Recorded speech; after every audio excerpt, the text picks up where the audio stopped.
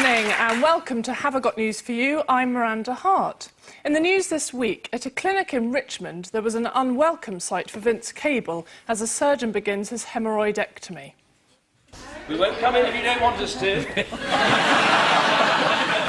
On holiday in the Bahamas, it looks like John Prescott's weight loss programme is beginning to work.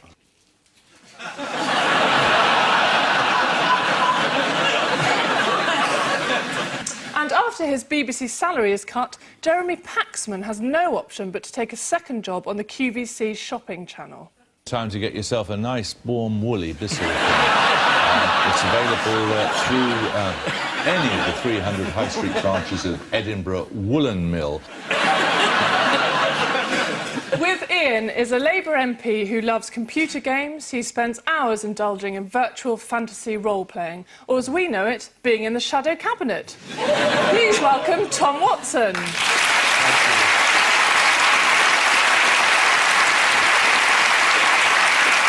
With Paul is an American stand-up recently described as a 6-foot-tall, husky-voiced sex icon. I'm sorry, recently described by a 6-foot-tall, husky-voiced sex icon. Please welcome Reginald D. Hunter.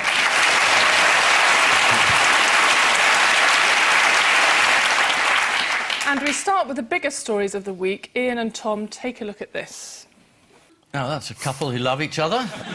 Oh, couple who don't. Oh, look, there's Meryl Streep. She's taking over again. Ah, a British bulldog. Anyway, this is a very exciting story. It's the euro. By the time this goes out, Europe will have been saved. Or not. Yeah. We don't know. But apparently it's extraordinary. They're going to rescue the euro. The Tory party's in revolt. There could be a referendum. They could ask the public what we think about Europe. It's very dangerous. Thank you. What's your position? On the euro or on Europe? Both. Is Labour split on this too? If Tories are revolting? Generally, I think we're keeping very quiet on it and waiting for David Cameron to save the day. Right. You're waiting for Cameron to save the day? Yeah. So you're just going to do nothing and then just hope they mess it up? Well, I'm going to do nothing because I'm not a very good politician, but I'm sure Ed Miliband is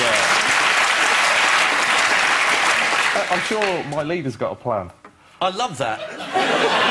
Refreshing candour. The deputy chairman says, I'm not a very good politician. I know. Well, I've only got the job. You know, Ed, he called me in. He said, you know, I'm going to make you vice chairman of the Labour Party and you're going to join the shadow cabinet.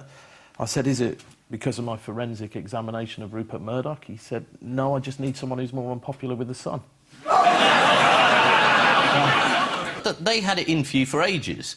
Because you sued the Sun once, and they said, we're going to get Tom Watson. And then you asked rude questions about Rupert Murdoch. Yeah. And then you called him a mafia don. Yeah. Which isn't nice, is it? Well, they were very upset about it, and they sent me a letter of complaint. Really? Pinned to a horse's head. According to the People newspaper last Sunday, what are the Germans doing these days, just in case? Saving, when we're not. They are actually printing new Deutschmarks to be on the safe side. Really? Yeah. Better safe than sorry. I mean, the whole audience murmured like those dirty germs again. There has been recent history between our two countries. But y'all wasn't going to win the World Cup anyway. And can I just say, could I have my fee in cash, please? That's my fee in cash, thanks. What cash do you want? Euros? Oh. Deutschmark? Pound's probably the safest. South African rand? That's probably better. Yeah, go for it. Go for rand. Fee in rand.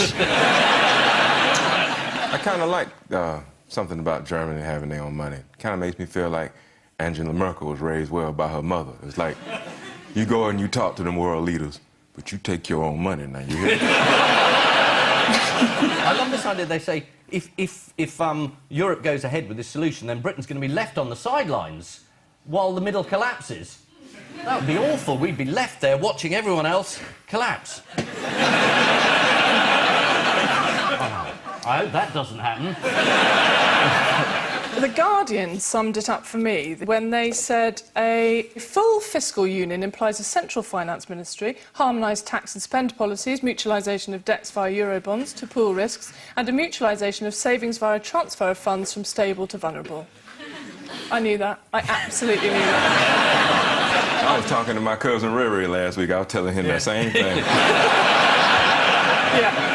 Sarkozy and Merkel have been meeting again this week, as we saw, and there's another summit on Friday. What has David Cameron been saying about any proposed changes to European treaties? He's been saying, tell us what you're going to do, Angela, and we'll do it. You don't really like David Cameron very much, do you?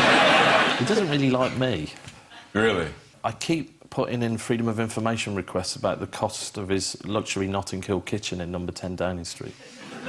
Which is decent of you after the expenses row you were caught up in. Yes, I'm very sorry.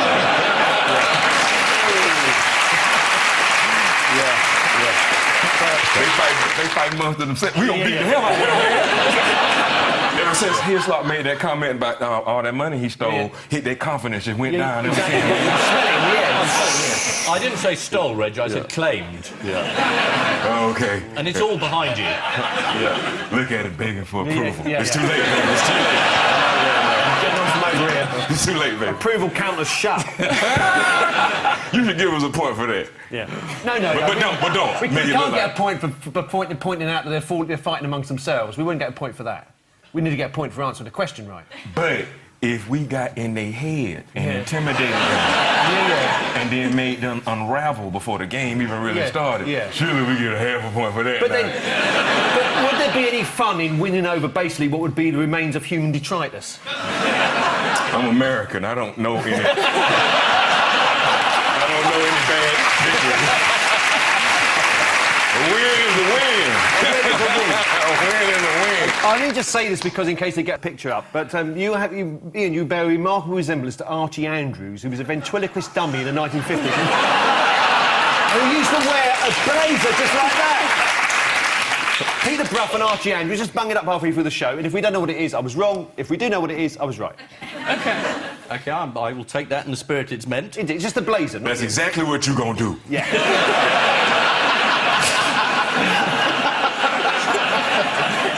Sarkozy also had a sneaky dig at Britain this week. Do you know what he said?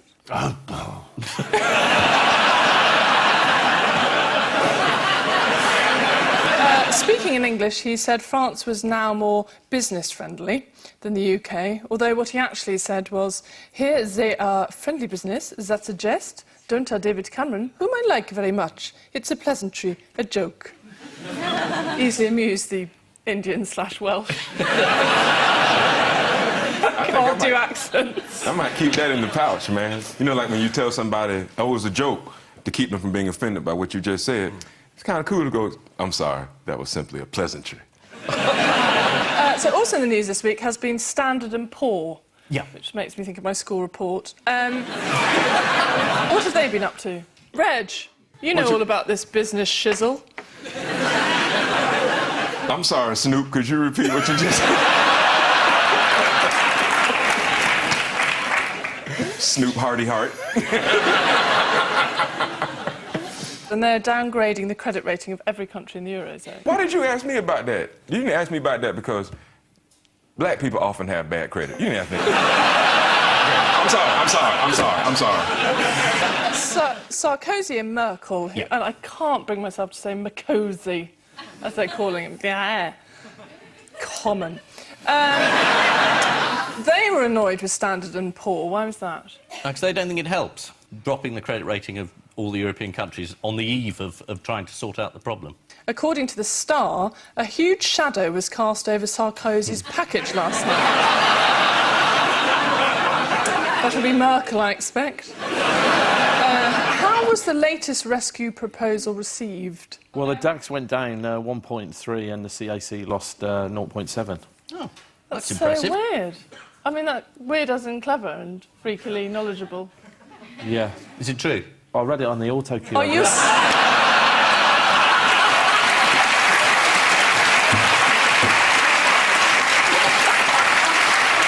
Well, that would explain it. You ruined that joke. I'm sorry. With your stealing of stuff. OK. Get him, take a point from him. It was just a pleasantry. Do you know, it was very funny. Should we cheer ourselves up? Yeah. I'll tell you how. How? Let's look at some expensive cars that some rich people have just written off on a motorway. It was a convoy of luxury sports cars, including 6 Ferraris and a Lamborghini, that came a cropper on a road in Japan. Does anyone know where they were headed? Oh, we've gone to the floor, have we? Just call me David Dimbleby, right? Where did you say? Right. Scrapyard. Scrapyard. Funny.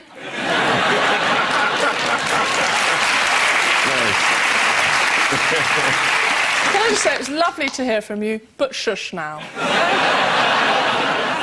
And finally, the first results of the PM's much-vaunted happiness survey have been published. How happy do you think are Britons out of 10? 6.7 happy %. Quite close. Out of 7.4. So we're pretty happy. I would expect some. I mean, British people are fantastic. It's just that they're not the most festive people. Unless, you know, they drinking or there's a band playing in a muddy field somewhere like that. Y'all pretty reserved about the whole, you know, emotion thing, period, man, y'all. In fact, I think self-loathing is a national sport. And I think people learn to self-loathe so they can join in. And then they can be happy being with other people who hate themselves. Keep it light, Reg. OK. So, yeah, 7.4. Might have gone down since then. Yeah.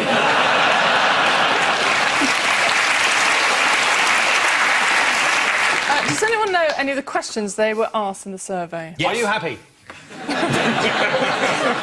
Are you filled with self-loathing and therefore unable to enjoy yourself except in the company of other self-loathers? I mean, you mocking what I said, but No. you know I was true, though. You know I was right, though. The only reason you brought it back up, because it hurt a little bit, because I was telling the truth. Would you smile at a sea lion playing a trumpet? Is that one of the questions? Here's one. To what extent do you feel the things you're doing in your life are worthwhile? Oh. Would that one have hurt, Tom? Oh, well, it would have been. It's quite a hard one to answer when you're a politician. The self-loathing thing's working with you. Yes.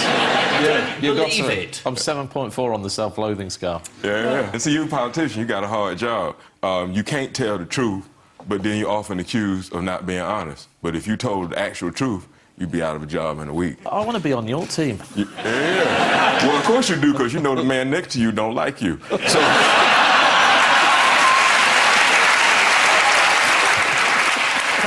Incidentally, 2.7% of the people surveyed said they were completely happy, 10 out of 10. You see, the survey's taking place in Britain. So you're asking people about happiness, and what the survey does not account for is the level of sarcasm in everybody's answer. Are you happy? Yes, I am completely happy.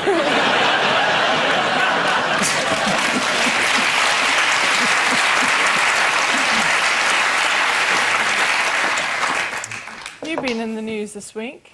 Have I? In connection with the phone...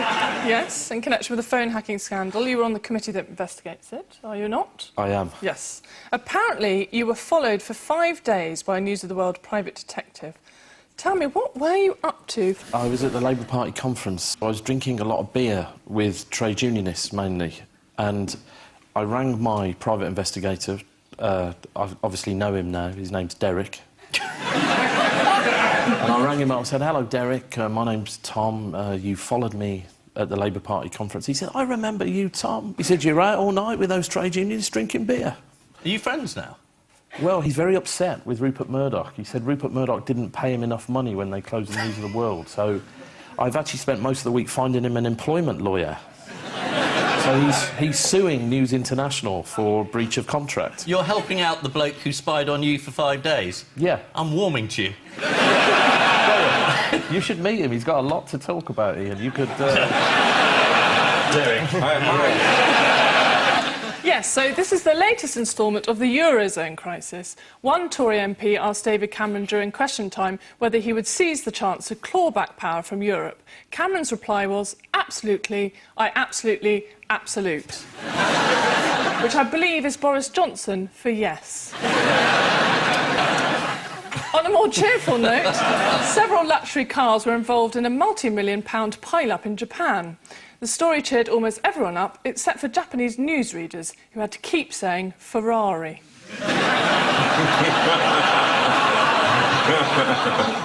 So, Paul and Reg, take a look at this. All right, what you got? This is pandas. Pandas are arriving. They're in Scotland, as you suggested. I don't know, these are the panda dolls that were being sold as souvenirs for the pandas that are arriving. And where's the pandas? Where the pandas? We want the pandas. There's the pandas. Oh, God, is this Edinburgh? They're feeding the pandas. Yeah, so it's pandas have arrived in Edinburgh, in Scotland. And as somebody pointed out this week, there are now more pandas in Scotland than Tory MPs. Yes, it's the arrival of the two pandas at Edinburgh Zoo. Notoriously slow-moving and incommunicative with glum expressions and a poor diet, the Scots were still pleased to see the pandas arrive. They don't breed very well because they eat a lot of bamboo. Whenever they feel like having sex, they're full of wood. Yeah, it's like seeing a sexy woman, but you can't do anything because you've eaten a sideboard. It's like that. You know, they're putting them in two separate cages because they only breed for 4 days a year. Yeah, and it's a hell of a 4 days, though. Yeah. They're connecting these two things with what they've called a love tunnel. I don't think it's called that really amongst biologists, but I know what you're saying, yeah. A love tunnel, yeah. Love tunnel. Love tunnel. According to the Mail, there is only a day and a half when they are interested in sex. Well, it's not the be-all and end-all, is it? I would have thought that it would be very difficult for two very fat things to have sex. Like, it's all right if one thing is very fat and the other thing not so fat. Then you could get an angle of trajectory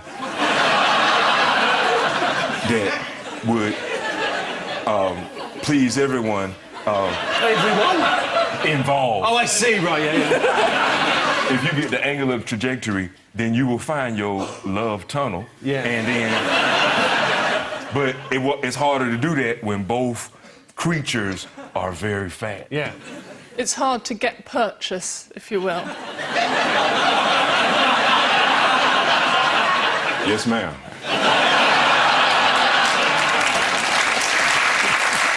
But these pandas cost £700,000 a year or something. That's a lot of bamboo, so it's costing them a fortune. Yeah, it was billed as a gift from China, but it isn't.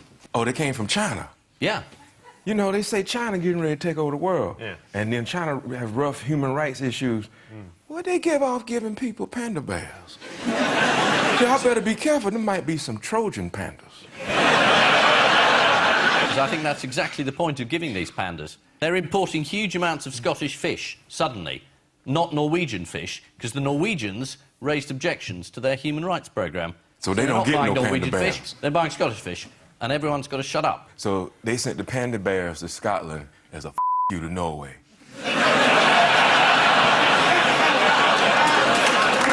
Yeah, it's costing £700,000 a year, which includes all their food. Now, Tom, food. Oh, no. Are you still allowed to claim it all on expenses? Yes. Is it true that you spent so much on food at M&S that they gave you a free pizza wheel?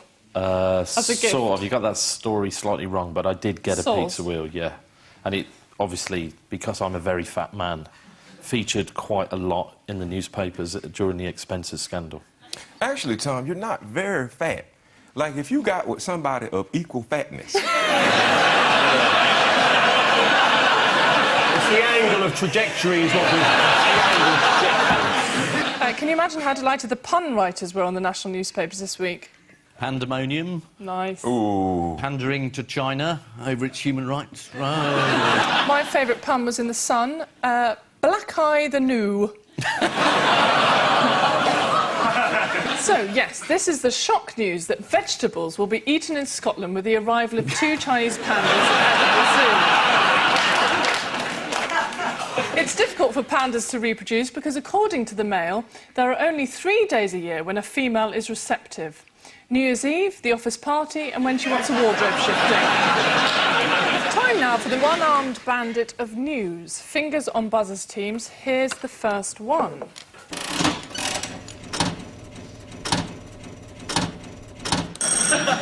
Ian and Tom. The Muppet Show in America has been accused by Fox TV, which is a right-wing news channel, of deliberately spreading communism. amongst the under-5s. They're serious. They think the Muppets are deliberately spreading a communist message throughout the country because the businessman in the film is going to close down the Muppet Theatre. The Muppets have been accused by Fox News host Eric Bolling. He's a trustworthy sort. Oh, that was his teeth, or is his head hollow, and what we're seeing is the wall behind? Is that what it is? I think that's what it is. That's what it is. They've got a record of this. I mean, they tried to ban SpongeBob SquarePants. Seriously, they thought he was spreading homosexuality amongst the youth. There's been another right-wing nutjob in the news this week. Herman Cain. a.k.a. the Herminator. He's stood down from the race to be the Republican presidential candidate following claims of infidelity and sexual harassment. The most recent sexy claims against him were from a Ginger White. That's the name of a person, not a description. In this country, that's not a crime. Yes, Ginger White said they'd had a lengthy affair and presented evidence of 61 recent telephone calls from him as early as 4:26 a.m. Do you know what he said to that? What time is it? He actually said, by itself, that doesn't mean anything. I talked to lots of people 61 times. Quite specific. Cain gave a rousing farewell speech. He ended by saying, life can be a challenge, life can seem impossible. It's never easy when there is so much on the line, but you and I can make a difference. Where was that quote from? It's a popular song. No, yes. I don't know any popular songs. He was quoting Donna Summer from her theme song for Pokemon, the movie 2000. Don't remember that one. I do. I'm probably the only one who actually sat through that. Why? I had children. Oh, And you wanted to get away from them for 2 hours? Yeah. One of the criticisms of Cain was that he might get caught out by gotcha questions from journalists. Do you know how he smoothly dismissed this? I didn't see it, no. No. Well, he said, I'm ready for the gotcha questions, and they're already starting to come. And when they ask me, who is the president of Uzbekistan, I'm going to say, you know, I don't know. Let's see Cain in action recently dealing with a gotcha question. So you agreed with President Obama on Libya or not? Okay, Libya.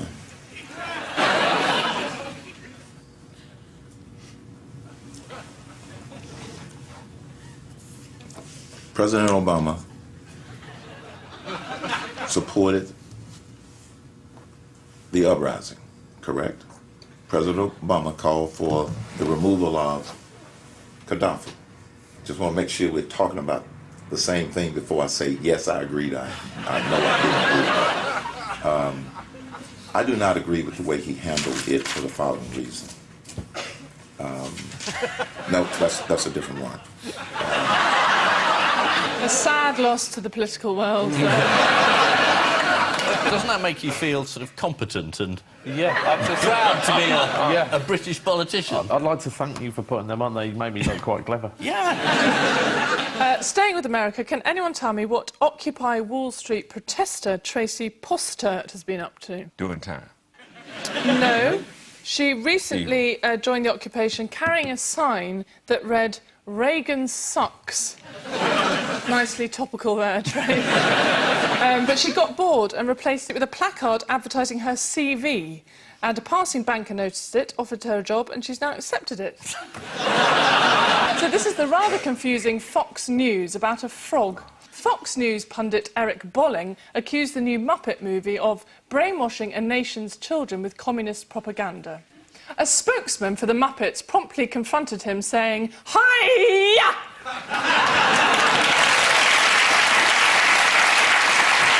The allegation is quite ludicrous, as not every Muppet is a communist. For instance, Beaker is clearly a Liberal Democrat.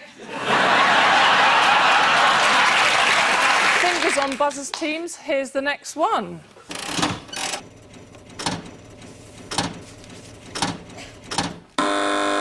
This is Prince Albert Memorial and his wife, Queen Victoria. There has been a painting come to light recently of her as a young girl, which was considered rather saucy in its day, and it's only come to light now, only allowed to see it some 100 years after she died. brace yourselves, boys. There it is. Oh, revealing.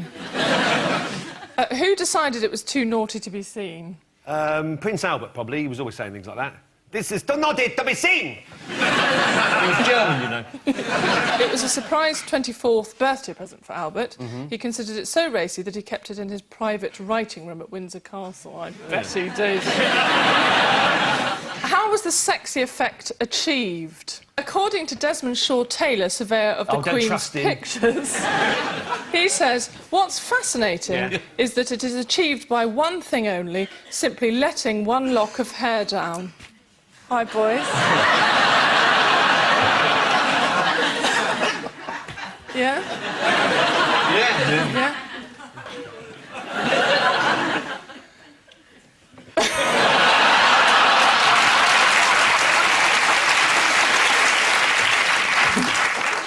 Also this week, the winner of the Turnip Prize for Bad Art was announced.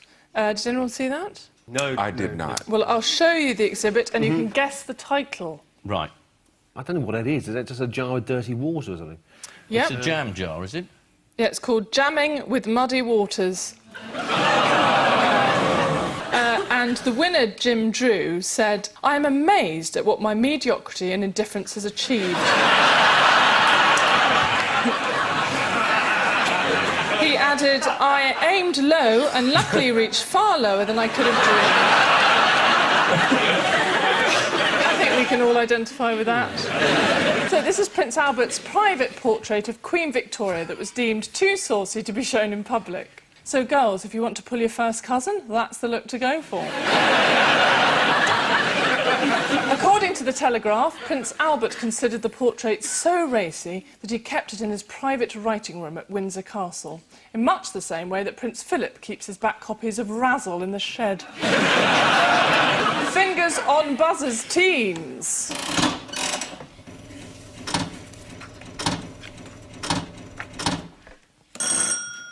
Ian and Tom. They found another Earth, another planet that would be perfect for life. Really? Blimey. So we can move there when we've finished with this one, which is about 50 years, I think. It is 600 light years away. Do you know what it's called? Earth 2. The sequel. That would be better, because they're calling it the rather catchy Kepler 22b. Is that where Sherlock Holmes used to live? Yeah. Do you want to see the real picture of the planet? Yes. I expect it's a tiny little dot. You can't see it because it's 600 light years away. It's a trick question. Get out. Oh. This telescope apparently spotted over 2,000 planets outside our solar system, known as exoplanets. And they've started a league table and ranked the exoplanets based on habitability. Or habitability. Sorry about that.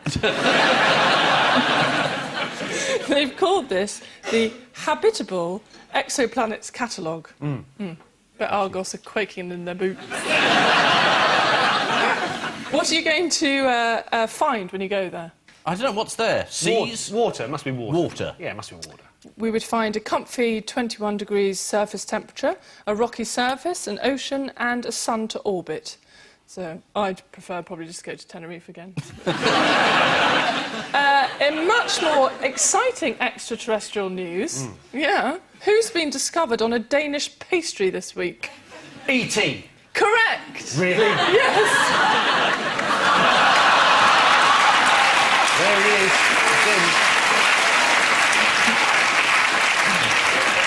On the topic of outer space, did anyone see how Japanese astronaut Satoshi Furukawa how he, that man, made history this week? He managed to play baseball on his lonesome whilst on the International Space Station. Should we have a look? Yeah. I think so. Oh.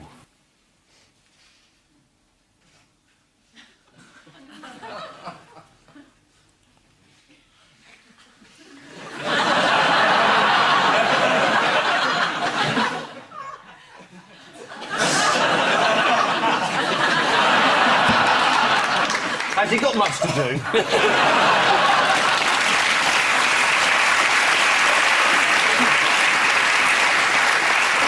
He's on his own in space. Yeah, well, you've got to do something, haven't you? Yeah, but the question is, who's holding the camera? You know, I felt the same way when I was watching the Blair Witch Project.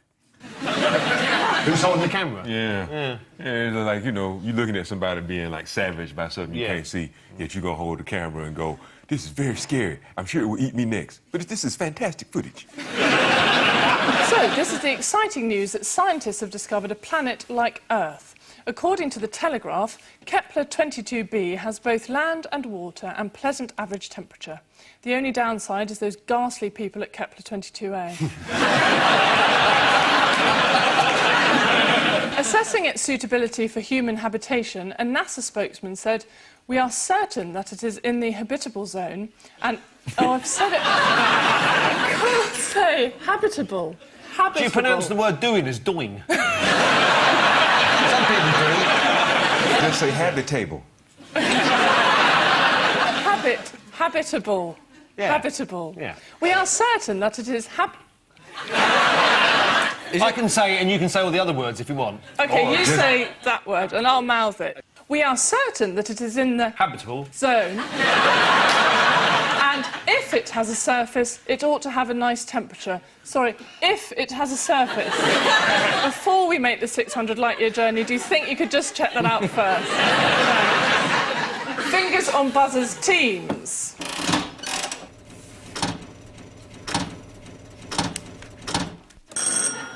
This is a village twinned with Blinding.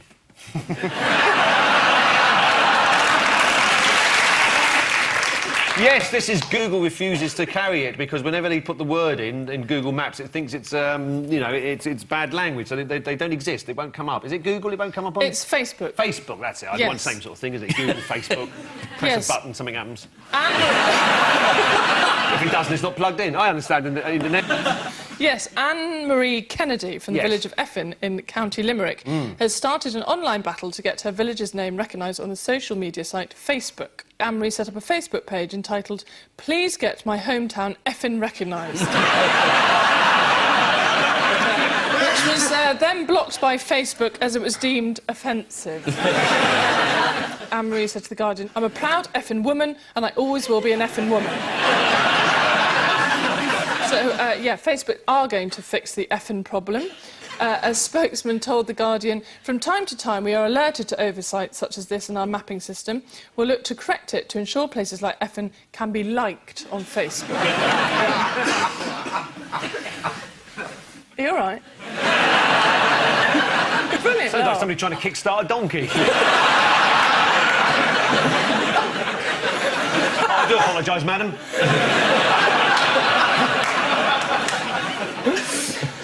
And why has a man in Scotland got into trouble for swearing this week? His real name is Alan Bastard. There's a technical hitch at the start of BBC Radio Scotland's News for the Borders show, which meant that the word "the borders" was repeated 37 times. A man tried to fix the problem live on air. Let's have a listen. This from Lynn Rennie. The borders. The borders. The borders. The borders. The borders. The borders. The borders. The borders. The borders. No.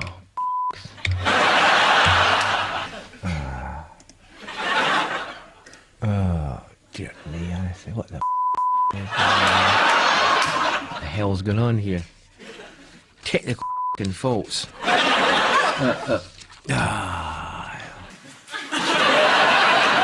Quite hypnotic, isn't it? Yeah. Is it a secret message that we all go out tonight and kill the Prime Minister or something? It's from the immigration service, isn't it? The borders. The borders. This is the effing woman who's got into an effing row with those at Facebook.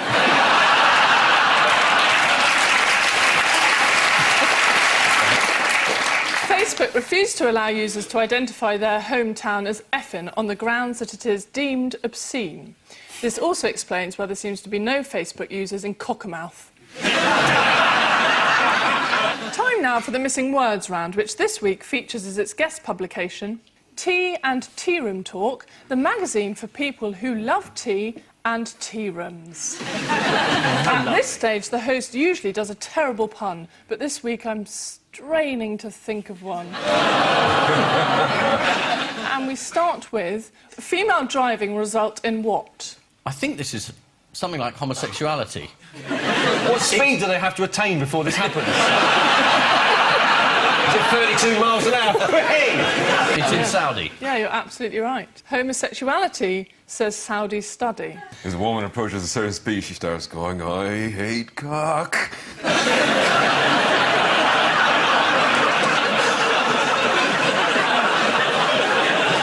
Relish that moment, because you'll never see it again.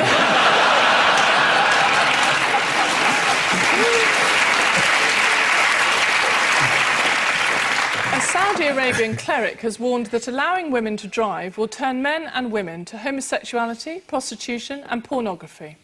Those ultra-conservative views on women drivers come from the controversial Muslim cleric Kamal Subi al-Clarkson. The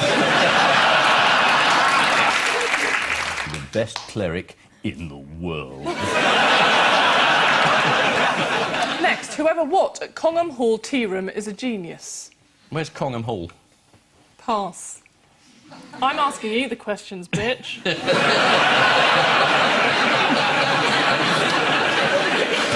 Is it cut the croissants into the shape of President Roosevelt? I don't know what papers I'm reading, because those are the stories I read. The answer is, had the imagination to create a selection of 4 mini cakes on a bone china plate. I almost said that. The tea-loving journalist writes, I know many of my friends agonise over a cake choice. If this repeat is going out in Ethiopia, I can only apologise. Next, what over tea and scones? Never introduce the cleric Jeremy Clarkson to your sister. Is it priest beheaded? No. The answer is Agent 055 plotted great escape from Nazis. This is the exciting World War II story of an agent in Madrid who used an old-fashioned English tea house as the base for an escape network for Allied servicemen. He was the James Bond of tea rooms. The man with the golden bun. Dr. No Sugar in Mine. You only sieve twice? Did you say you only sieve twice? That's pretty good, actually. I didn't realise that was the stand we were aiming at.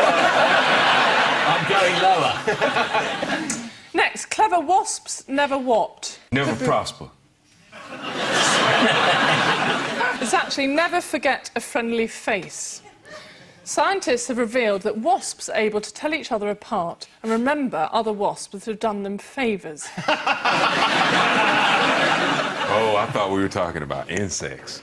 Oh. The Times illustrated its article with this picture, and this gave us the idea for an odd one out. So, which of these is the odd one out? Anyone? Top right. It's actually Peter, bottom left, as he's the only one who doesn't like picnics.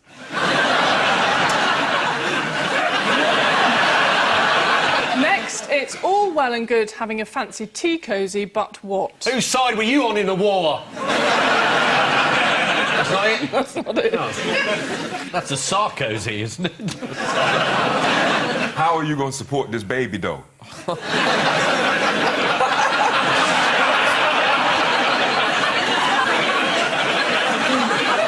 The answer is it should most definitely be usable.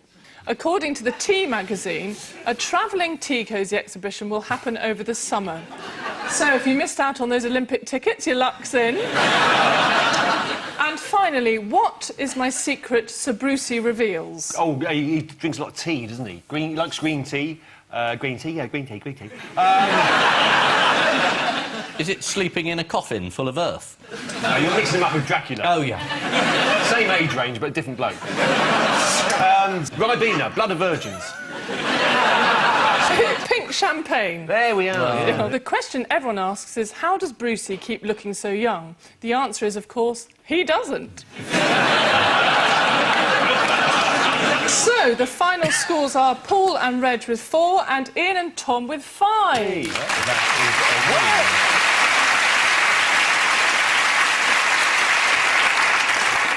But before we go, there's just time for the caption competition. Is it Fenton let celebrity lifestyle get to him? Dog says, wait a minute, I need time to rest after I just ate your brother. Dog gives birth to human but refuses to cut umbilical cord. And here's a picture we couldn't show you earlier. It's Archie Andrews.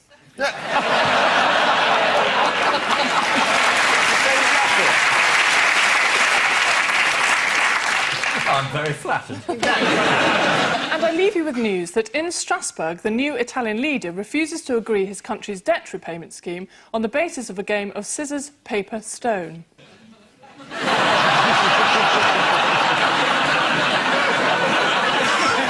As ratings continue to plummet, producers make some drastic changes to the panel of The X Factor.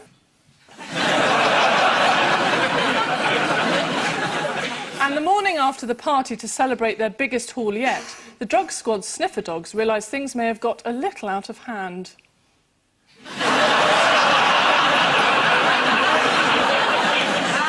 Good night.